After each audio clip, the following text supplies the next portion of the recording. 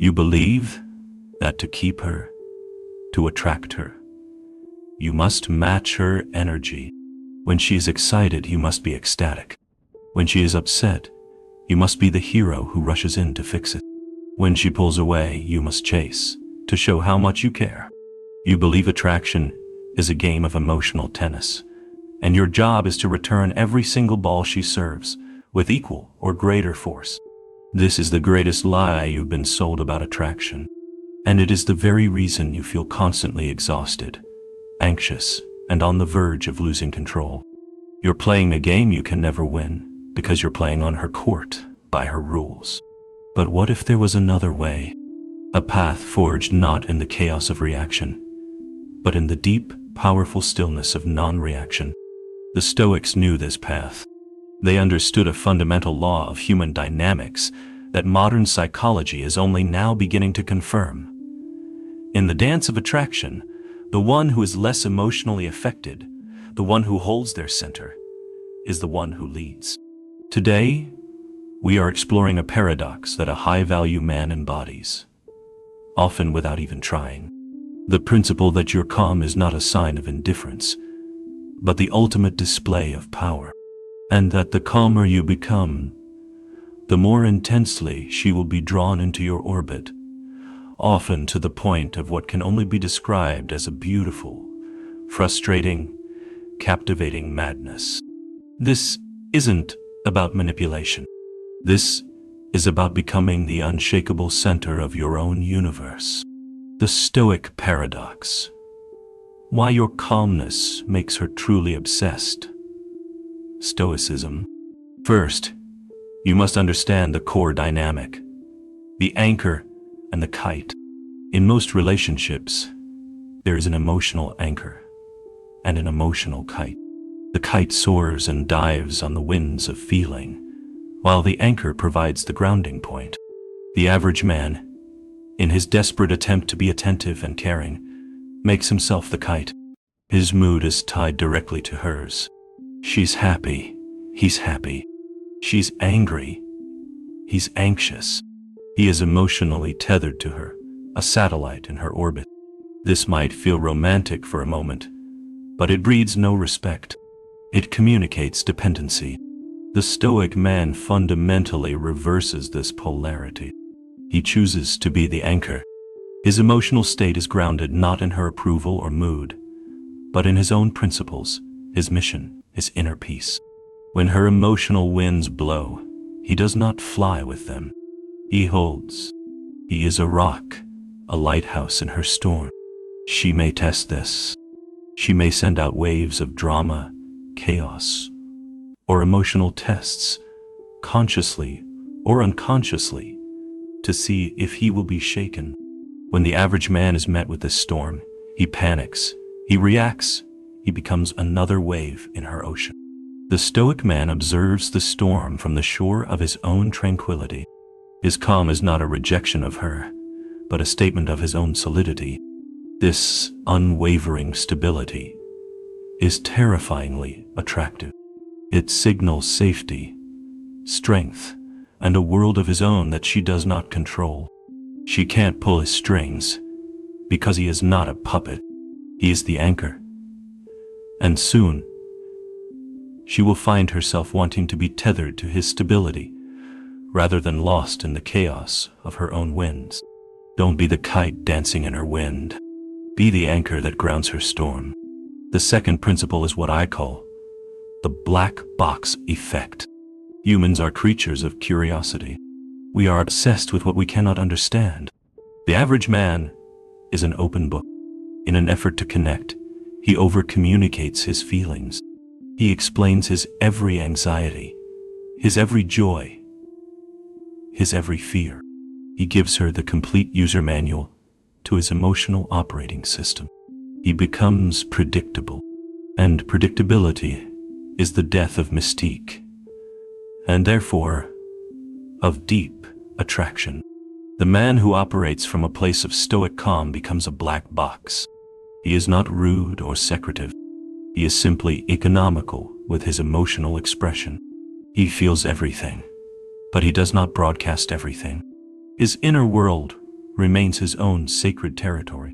When she is used to men who react instantly, who spill their guts at the slightest provocation, your calm is deeply unsettling and deeply intriguing. What is he thinking? Why isn't he angry? How can he be so calm right now? Your calmness creates an information vacuum, and her mind will rush to fill it. She will start projecting her own thoughts onto you. She will analyze your every subtle gesture. You become a puzzle she needs to solve. This mental real estate you now occupy, rent-free, is the foundation of obsession. She becomes crazy trying to figure you out, not because you are playing games, but because you have a rich inner life that is not dependent on her for its existence. An open book is read once and put on a shelf. A locked chest inspires a lifetime of curiosity. Third, you must master the art of the productive pause. The space between stimulus and response is where your power lies. For the average man, this space does not exist. She says something provocative. The stimulus, and anger flashes instantly, the response. He is a circuit, completed in a nanosecond. He is a slave to his impulses. The Stoic man lives inside that pause. He consciously creates a buffer between the world and his reaction to it. Viktor Frankl, a psychiatrist and Holocaust survivor, said it best. Between stimulus and response, there is a space. In that space is our power to choose our response. In our response lies our growth and our freedom. Your calm is the direct result of you inhabiting that space. When she tests you, instead of an immediate hot reaction, you offer a cool, deliberate pause. In that 1 or 2 seconds of silence, several powerful things happen.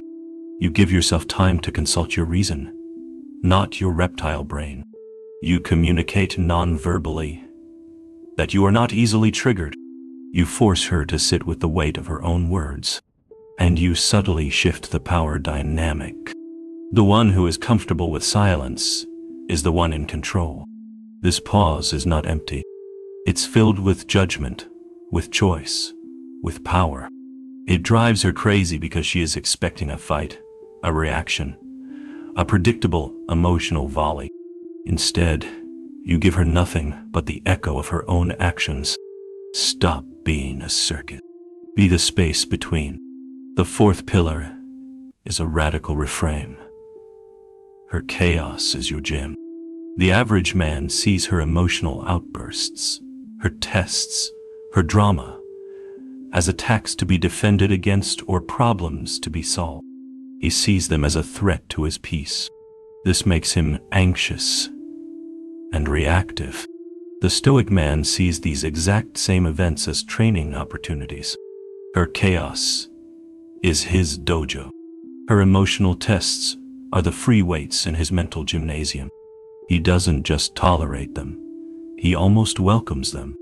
As Marcus Aurelius taught, the impediment to action advances action. What stands in the way becomes the way. When she creates drama, he sees it as a chance to practice his patience and perspective. When she tries to provoke him, he sees it as a chance to strengthen his non-reactiveness. He is not fighting her. He is training himself. He is using the friction she provides to polish his own character. This mindset makes him invincible, because what is intended as a weapon against him, he metabolizes as fuel for his own growth. She cannot defeat a man who gets stronger with every attack. Her craziness becomes the very process that solidifies his calm. She thinks she's testing him, but she's actually forging him into the very man she cannot resist. Don't see her chaos as a problem to be solved. See it as a curriculum to be mastered. This leads to the final checkmate principle, the indifference gambit. This is the master level. It is not a cold, cruel indifference, but a warm, peaceful detachment from outcome.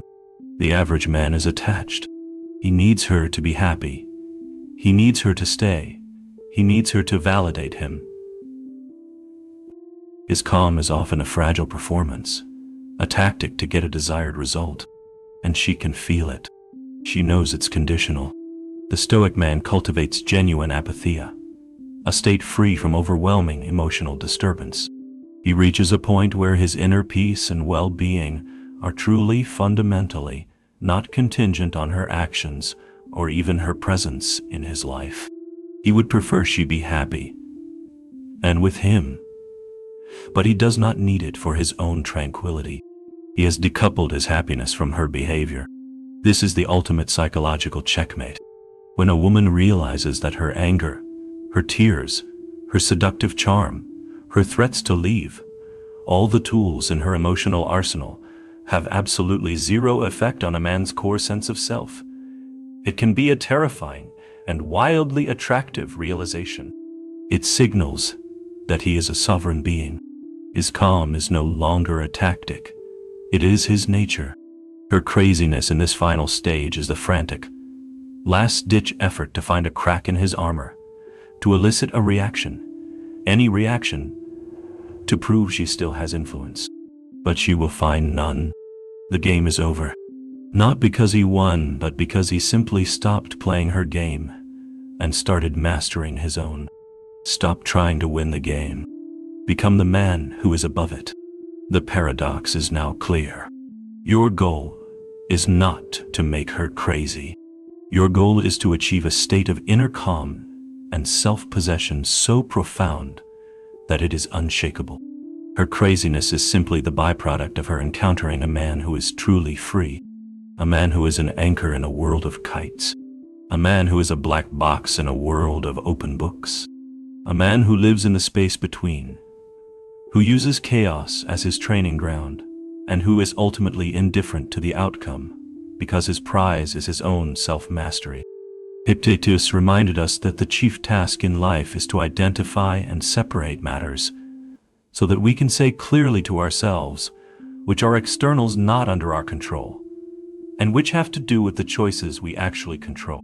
Her emotional state is an external. Your inner state is your choice. This calm is not a trick to attract women. It is a way of life that, as a side effect, makes you intensely attractive. It is the signature of a man who has conquered himself. And there is nothing more magnetic in this universe than a man who is the quiet, undisputed king of his own inner world. The world will send you storms. She will send you storms. The question is, will you be a wave within them? Or will you be the rock that breaks them? The choice to build that rock begins today. If you are ready to master your inner world, subscribe to Modern Stoic, and in the comments, tell us which pillar of calm you will begin building first. Be the anchor.